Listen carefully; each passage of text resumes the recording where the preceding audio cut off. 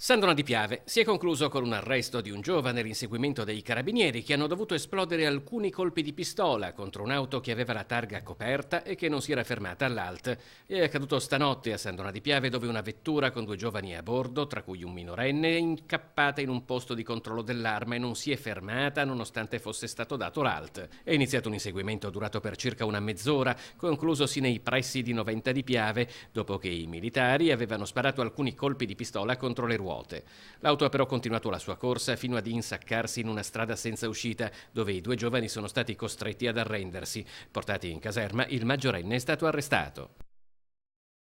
Jesolo passeggiava nei pressi dell'arenile di Piazza Mazzini, ma quando ha visto i poliziotti ha tentato di allontanarsi dirigendosi verso la spiaggia.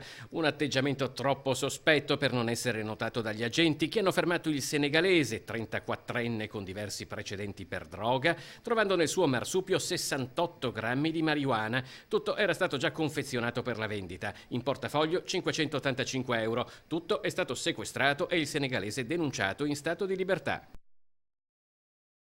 Mirano è stato il Duomo ad accogliere le tante persone, parenti, amici che hanno voluto tributare l'ultimo saluto a Linda Giorio, la 22enne di Vetrego, morta assieme ad un amico in un incidente stradale sulla Triestina la settimana scorsa.